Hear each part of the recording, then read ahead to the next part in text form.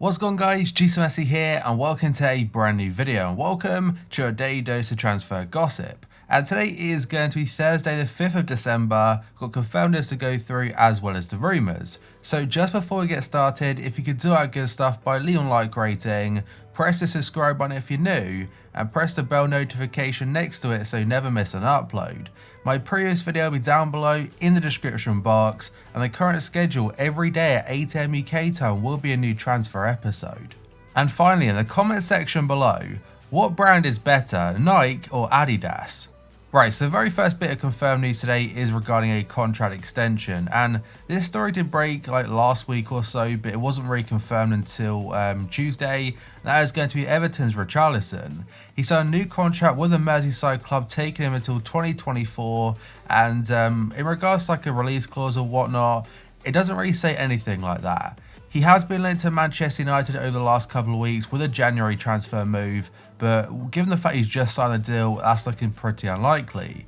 And next up, according to Football Insider, they are saying Borussia Dortmund and Borussia Mönchengladbach are both interested in signing Liverpool youngster Ryan Brewster, and it would be a loan deal. Klopp is apparently letting him go out on a permanent basis in the January window to get first team football, and he's also linked to Crystal Palace and Leeds United. But one thing that could stop a move to Germany is that Klopp wants him to get regular game time, and let's be real, at Dortmund that's very unlikely, and even for Borussia Mönchengladbach, who are having a very good season. A short one from Il Romanista is that Roma are planning an improved offer to sign Manchester United defender Chris Smalling permanently. Initially it thought about £13 million could get him, but given his very good form so far this year, the United probably are up in the asking price, and rumours suggest around £20 million. But it does seem that it's not just Roma that want him, because the article also mentions Juventus, Inter Milan and other top European sides. And next up, Corriere dello Sport are saying Juventus are keen on signing Chelsea defender Emerson in January, as they seek to find cover for Alexandro. Maurizio Sarri knows Emerson well, having worked with the Brazilian-born player during his time at Stamford Bridge last season. However, any deal could be held up by the fee, because Chelsea want around £30 million, while Juve prefer an initial loan deal. This story isn't anything new because it has been going around for a while now, but there are still updates every few days. And next up, the source is Football Insider yet again. The SN Tottenham have set their sights on signing Norwich defender Ben Godfrey in January. Given that he's one of Norwich's most impressive young players, Spurs would have to pay around £25 million for his signature. They will probably have to bring one more defender in, because if they lose either Toby Alderweireld or Jan Vertonghen on free deals, though Vertonghen is looking pretty likely to stay now, they've obviously got to reinvest and get a new defender in. And next up, Nike have made Raheem Sterling a world record breaking £100 million offer to retain the forward as one of their global ambassadors. That is coming from the Daily Mail, and not only is he in talks to sign a new deal with Nike, he's also in talks with Manchester City over a new contract. So clearly now his form on the pitch is translating into some very good money bringing in, because it might not be true, but a story the other day said that his City contract, it would be more than £350,000 a week. Hakimi will return to Real Madrid this summer according to Marca. He's currently in the second year of a 2-year loan spell with Borussia Dortmund, and if Dortmund do entertain the hopes of signing him permanently, they have been dashed now, because Real Madrid plan to bring him back and start playing him at the Bernabeu. It does mean though, however, I think it's Odriozola, he could be leaving the club because right now he is the backup to Carvajal.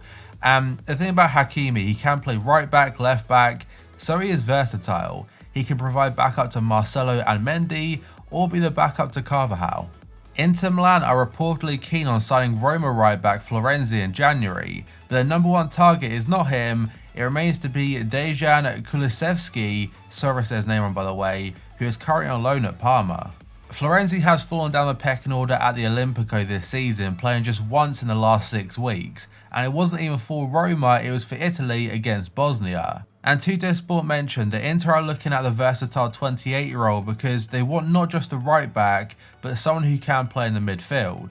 They're still looking at the likes of Arturo Vidal potentially, but again, as I just said, Kulusevski, he is their main priority it seems. Fiorentina want to strengthen their midfield in January and are considering moves for Emre Can and Frank Kessié. It's according to Sky Sports Italia. Can has made no secret of his unhappiness at Juventus of lack of game time, making just 6 appearances so far this season.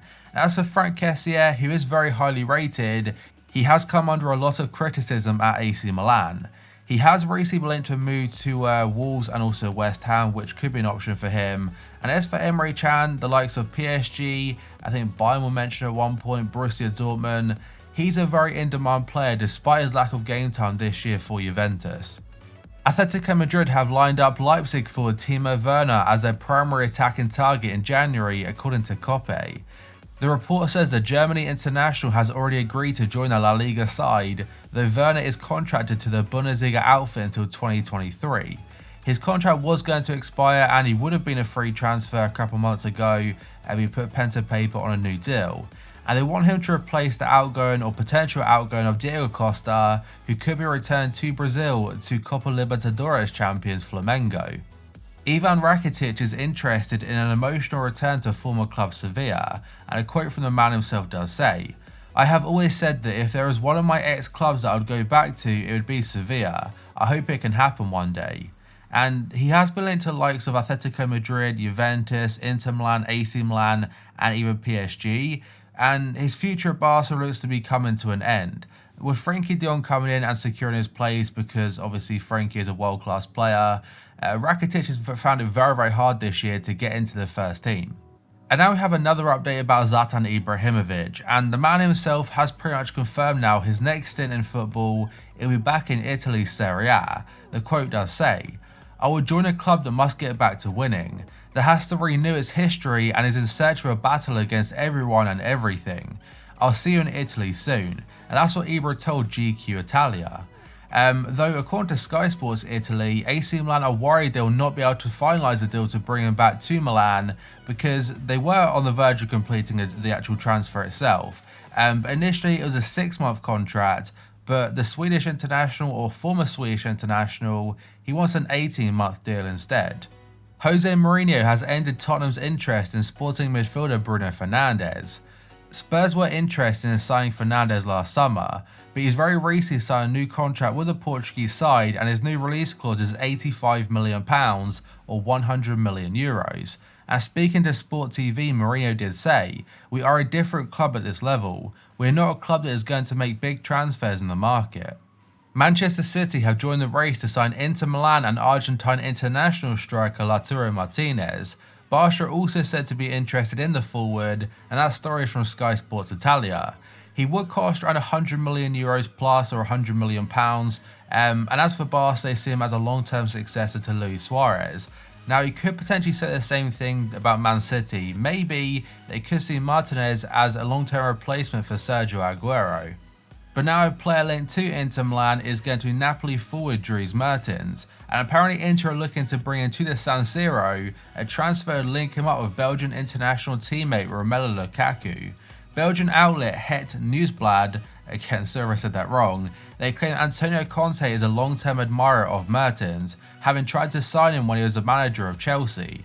The 32-year-old's contract expires next summer, and as of right now Napoli won't be offering him a new deal. Or they tried to offer him a new deal, but he wasn't really interested in signing it and staying at the club. He is looking to stay in Italy, so the likes of Juventus will be looking at him, but Inter, it could be his next destination. Real Madrid are eyeing 3 players to strengthen their squad, including Tottenham midfielder Christian Eriksen, according to Marca. With the Denmark star out of contract next summer, the Spaniards are set to swoop for him. Additionally, on top of that, they're looking at Fabian Ruiz from Napoli, which I have mentioned last couple of days, and Donny van der Beek from Ajax.